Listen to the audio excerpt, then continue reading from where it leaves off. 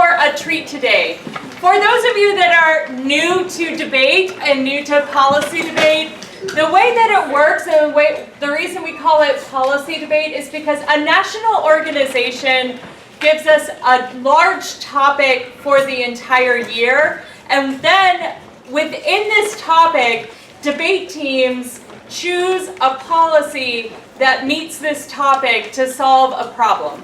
And so last year, for example, the topic was about income redistribution. We needed to either do this through a Social Security, universal basic income, or what was the other one? We just spent a whole... Social Security or a jobs guarantee. Oh, a jobs guarantee. Right. I was like, we just spent a year talking about it. I have already, like, trashed it. Yeah. It depends on the year. Like when I was in debate in the late 90s, one of my topics was the United States federal government should change its foreign policy towards Russia. And you could just figure out anything that's a policy that we would change towards Russia, and you debate the merits of that policy. So John is going to give you an overall view of the topic that we have this year, which is about increasing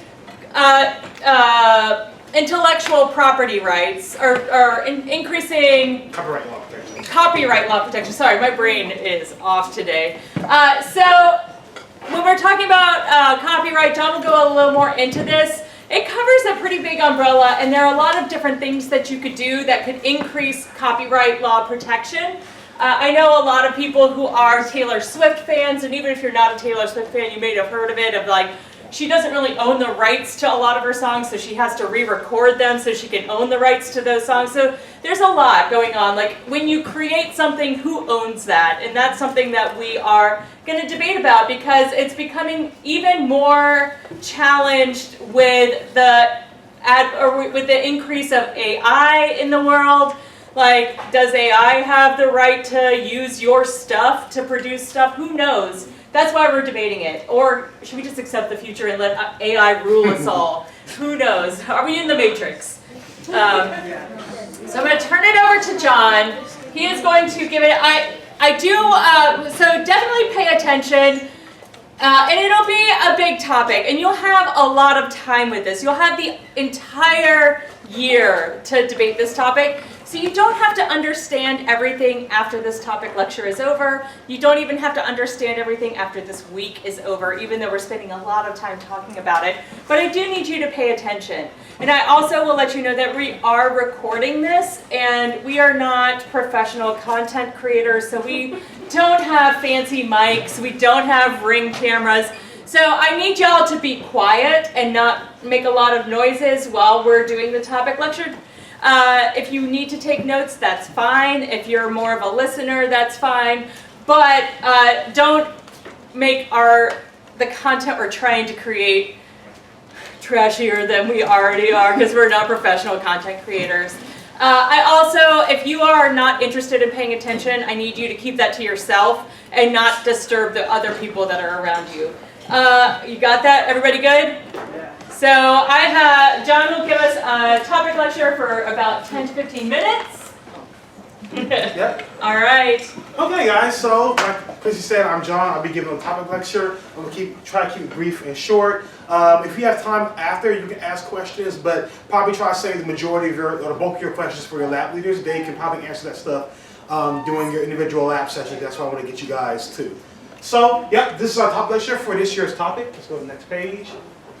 So just as a brief overview before I get to the actual meat and potatoes of the topic, let's just go over the format of debate. A lot of you guys are new to debate, so perhaps you may not know how debate works or what it looks like, but just to give you kind of a brief overview of what that is. So debate is a 2v2 type of activity where you have two people going against another set of two people. You will have your affirmative side. That's one of the two people in the debate room. They do what we call affirming the resolution. So like as Chris was saying earlier, a bunch of these come together and create a resolution for which we will all be talking about for the entire year. Every school will be doing this type of topic or this type of resolution. You're going to, as the AF, identify a problem that's wrong with the status quo. Status quo makes like a fancy word, but all status quo means is like right now. The current state of affairs in the world as we're speaking now. What the AF is going to do, they're going to say, hey, there's a problem going on in the status quo. There's a big problem that we need to fix. That is, ruining society. We need to fix. And after proposing that, identifying that problem, they're going to propose a solution, which is your plan text. The solution is the U.S. federal government should do X in regards to the problem that the AF identified. So the AF are the problem solvers. They identify a problem. They say this problem is bad. We have a plan that's going to fix it. Next, you have your negative. There's also a two-person team. They're going to get and do what we call is negating the resolution. They defend the status quo. They say, hey, everything right now is fine. Everything is good. There's no need to change the world right now. We think the world is pretty dandy in the current state of affairs, and we really don't want to mess up that status quo. In addition to defending the status quo, they're going to bring up the bad consequences that will happen if the plan goes into place. They think that a certain set of things are going to happen if the plan comes into place. So that's what we call our disadvantages. Those are bad things that will happen because the plan got in place. So is everybody getting that so far? AF identifies a problem. They have a plan to fix the problem. Neg says no, status quo is good. Here's the bad things that will happen if we do the plan. Everybody gets that? Yeah. Okay, awesome. Next slide. So for this year, as Chris is saying, how everybody comes together and have a resolution and how our plans fall from that. This year's resolution is, this is the text. It says, resolve, the United States federal government to substantially strengthen its protection of domestic intellectual property rights and copyrights, patents, and or trademarks. I don't expect you guys to understand all of that right today. Even I don't understand this stuff. I took a copyright law class. But pretty much all this is saying is basically, once again, the fundamental rights of what you own as your creative works. When you write a song, when you write a poem, when you write a book, the U.S. government gives you certain protections called copyright law that protects you to be the only sole person that can benefit from your works. So, for example, Ice Spice, she's the only person that can, her and her label probably are the only people that can benefit from Princess Diana. If I have a YouTube channel, for example, and I want to use that song in my video, I just can't put Ice Spice's Princess Diana and not expect, her managing company or her herself to get mad at me because I'm using her work without her permission and I'm monetarily gaining from that fact. So if I want to use any copyrighted work, I will have to actually get permission from her to use that work. If I want to cite Marvel, that's the whole business like Marvel and Disney. I don't know all the minutia of that situation. It's pretty complicated, but all that is because of copyright.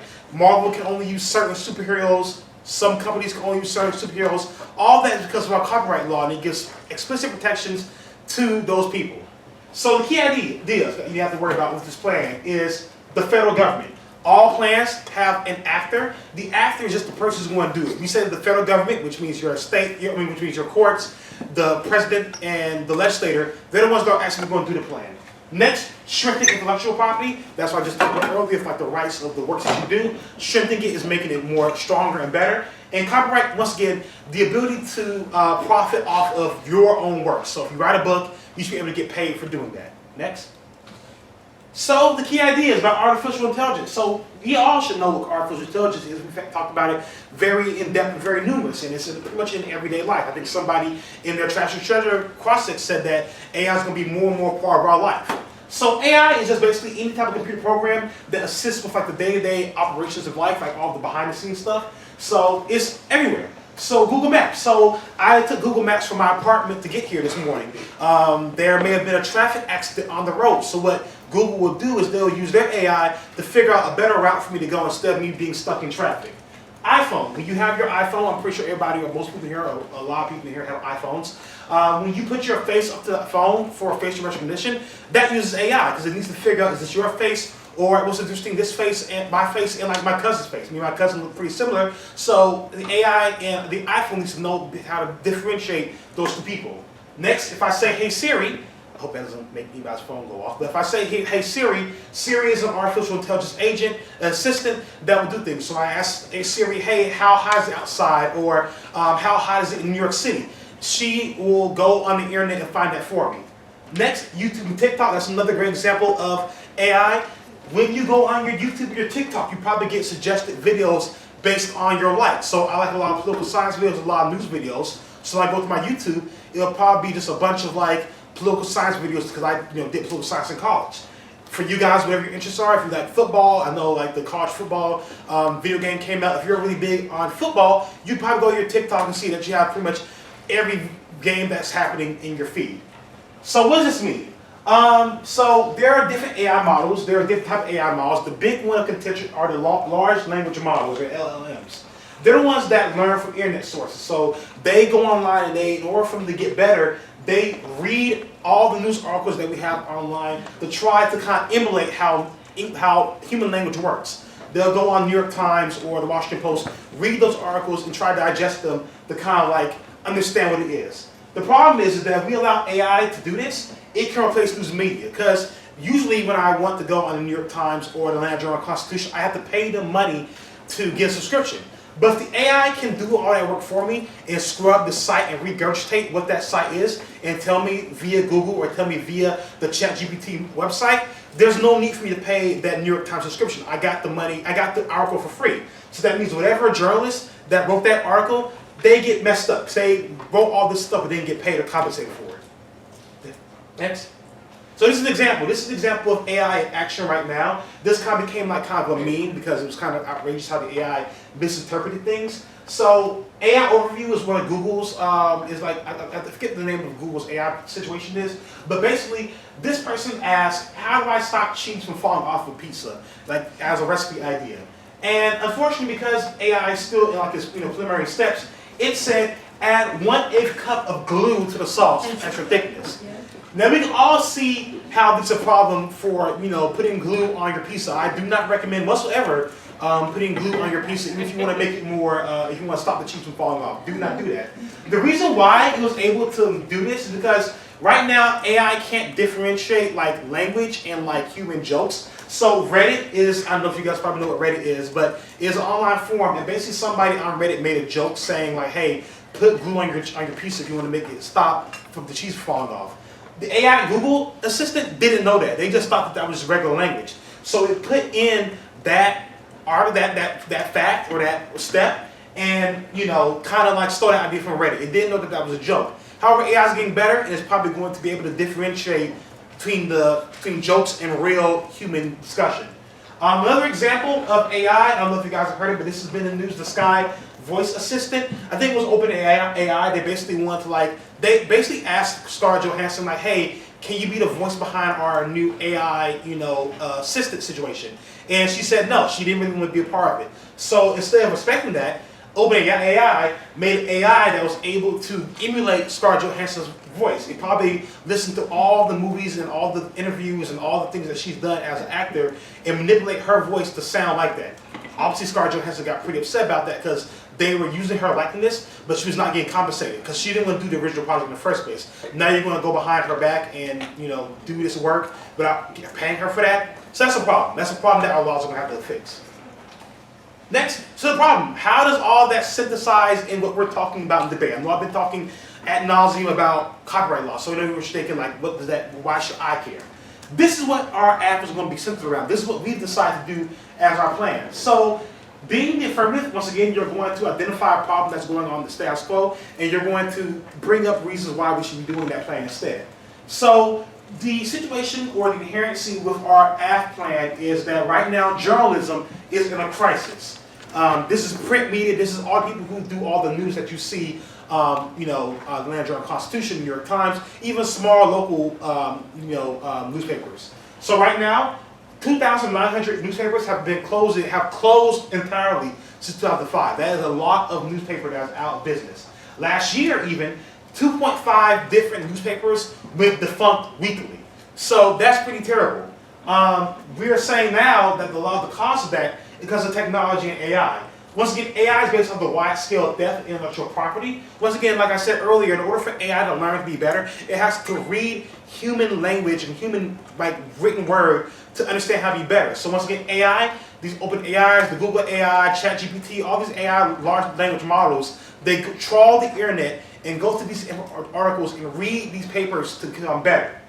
So why does having a good newspaper industry matter? Well, the news media is able to hold the government accountable. It's the kind of nickname for news media is the fourth branch of the government. They're the ones who are able to hold your public officials account for what they've done.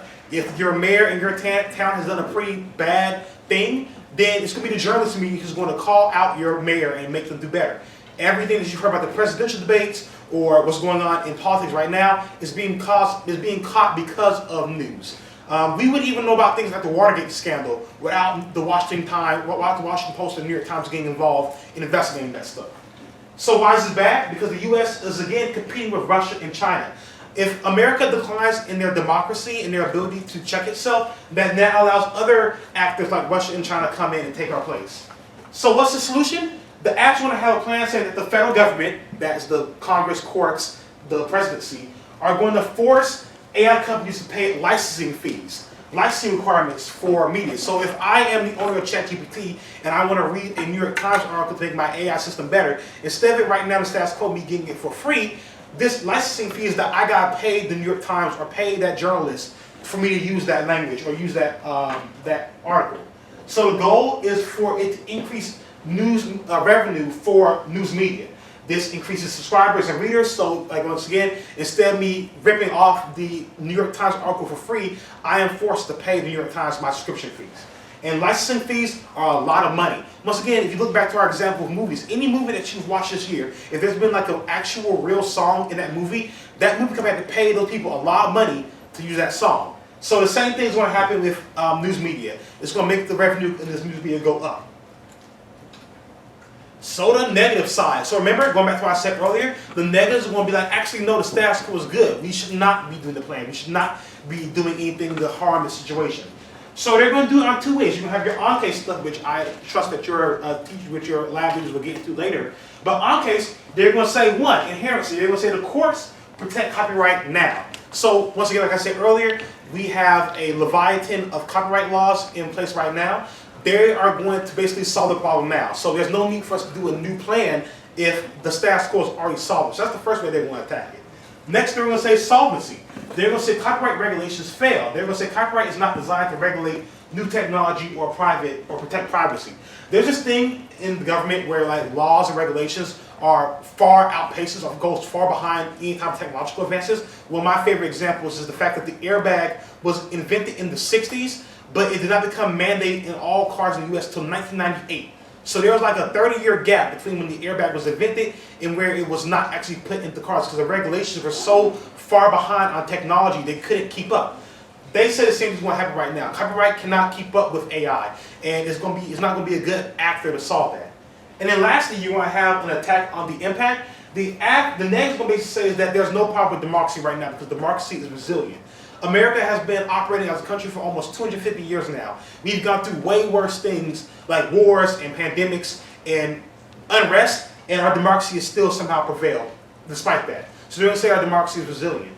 Then you're going to get into disadvantage, which I don't have time to get into in detail here, but hopefully you're that as well. But the disadvantage, once again, is like a negative consequence that's going to happen if the plan comes in place. They're going to say right now the status quo, the United States is a leader in AI development. Right now we have multiple Fortune 500 companies that are on the case of AI. We have Google, Meta, Opera, all these different companies that are big juggernauts. These are all American-based companies. And all that AI work is doing based here in the United States. And that's causing a lot of money for us, and that we are the leaders in AI development. The second place person, which is in your packet, is China. And they are billions of dollars behind, and they are supposed to be our second place competitor. So America is uniquely on AI. Next, you have your link. The link is basically tied how the plan is going to make this act come into effect. This is going to say that licensing fees are going to increase costs, and all these lawsuits are going to slow development. If I'm an AI company and I got to pay the New York Times every single time I want to use their work to make my AI better, that is a lot of money that I could be using to develop my AI that I'm now paying for legal fees and licensing fees. That's going to ruin my ability to become a good AI company. And then your impact is that if AI companies are not able to basically cook, if you don't leave them alone to cook, and to do their own work without having to pay money for licensing fees, it's going to mean that AI companies are no longer to do all these other innovations. So I know we have something novel like Siri or asking AI to make a recipe for you, but there are a lot of big things that AI could do. It could help us stop the next pandemic. We've already seen how bad the last pandemic was. Maybe if we have AI to make the pandemic, instead of being a year-long thing, it can be like a couple of weeks. Global crises like the climate, we could probably use AI to help us do more climate modeling. We could probably use AI for solving food insecurity. But if we don't have AI because we're too busy paying all of the licensing fees, that means we're not going to be able to solve this crisis, which means that the next pandemic will be just as worse or even worse than what it was last time. So that's the big problem that the Neds want to point out. So we have the impact calculus. Once again, you have your magnitude. I went into my lab about this a little bit briefly. Maybe your lab has it, but we have magnitude, risk, and time frame. Basically, just to get through the round robin, it's going to say that the magnitude of the ass situation is that pretty high. Losing democracy leads to things like war. The risk is that democracy is unproven now. The authoritarianism is expanding. I'm not trying to get political, but we've seen a lot of really weird things going on in our political space right now, which indicates that America may be teetering on kind of a democratic backslide situation, just based on the events that we've seen recently. And lastly, you have your time frame. Short frame, the time frame says that democracy is in crisis right now. It's about to happen now. On the next side, their big impact is the global crises that I talked about earlier, the pandemics of food insecurities and climate change that we won't be able to solve no more without AI. The magnitude is high. There's a high slope. Once again, global crises are encompassing. We saw how the pandemic affected pretty much every country in the world. Risk is high. We are currently facing multiple threats. There are a lot of threats going on in the world right now that is very risky. And then time frame is fast. The pandemic is not predictable, so it could happen now. The next pandemic that we could have could be right on our doorstep, so we never know if we don't have AI to help us prevent that. And then we have this thing called Turing's case. Basically, we're saying that AI is solving global problems. If you affect AI's ability to do that, then it turns the case and makes it bad for us to be able to solve any other problem. So yeah, does everybody understand so far? Yeah. Okay. So yeah, review. Once again, all we're saying is that we're identifying a problem. We're saying that right now, if you're on the app side, the app is going to say that journalism is in a crisis. And that's bad because without having journalism there to protect us from the excesses of the government, it's going to lead democracy backsliding. Once again, if you don't have the newspaper outlet who's willing to criticize your mayor, that can mean things that people aren't going to get checked for all their bad things they do. And the solution for that is licensing fees. If ChatGPT or OpenAI or Opera wants to get better at their language models, they're going to have to pay the journalist or pay the company to use that stuff. That's how the app is going to try to fix that problem. Lastly, on the negative, the review is that once again, as the neg, you are going to defend the status quo. You think everything happening right now is good. You're going to say inherency, courts fail, regulations, the courts are working on this right now, regulations fail, and that democracy is resilient. So there's no need to do that. And lastly, you're going to introduce a disadvantage that says right now America is the AI leader. This is good because it helps our economy, it helps AI become better. Link, it makes AI too expensive to develop because all these AI companies will be busy in court paying licensing fees. And then two, the impact is that we're going to have global crises or crises. I never know how to do for a crisis, but we'll just say crises for now. The impact is that we have all these global crises that we will not longer be able to fix because AI companies are too busy spending money on fixing licensing fees. I know that was a lot. That was a very global view of understanding. Hopefully when you get into your labs, you get more of a local understanding. I don't know how much time we have, but I can maybe answer maybe one or two questions or maybe three questions, then save the vote majority of your questions to your lab leaders. Any questions right now by anybody? You in the top row. Is that why in most movies when they have a birthday, they don't sing happy birthday because then they have to get permission from the person who owns the song? Exactly, that's the exact case. Yeah, that's because of copyright. Whoever made or whoever has the rights to Happy Birthday song, they hold on to that right pretty near and dear. And like you said, if you want to use it in the movie, you have to pay them the big bucks to use that song, which is why, like you said, most movies they will either adapt the birthday song or won't even play it at all because they know that it costs a lot of money to do that. Anybody else? We have Gabby over here. Is America leaning towards an authoritarian country? So there's the argument that that's the case. Once again, I'm not going to insert anything political about it, but as a person who's been in political science and did political science like my major in college, we've read a lot of evidence that states that America is losing a lot of the protections that makes America the democratic standard in the country. There's the rise of authoritarianism, before authoritarianism and far-wing ideologies weren't really accepted in the mainstream. But now as we see coming on, authoritarianism is coming into play more. So I'm not making a definitive argument that yes, authoritarianism is on the rise, or is here in America, or that America has transitioned to an authoritarian country, because we have a lot of democratic protections. But the average is going to make the argument that because we don't have journalism anymore, journalism wants those protections against authoritarianism. If we don't have a strong journalism industry, then we will slide back. Once again, this is even like a local case. Even for your local town, if your local councilman misuses funds, usually your local newspaper will be able to catch that and protect that. But if your local journalism company is gone, then your councilman can do all that bad stuff and not have anybody check them. So that's the argument. So I'm not making anything declarative that we're undemocratic now, but I'm just going to say the argument that we are sliding closer to that. Any more questions? Okay, then we're good. Give it up to John.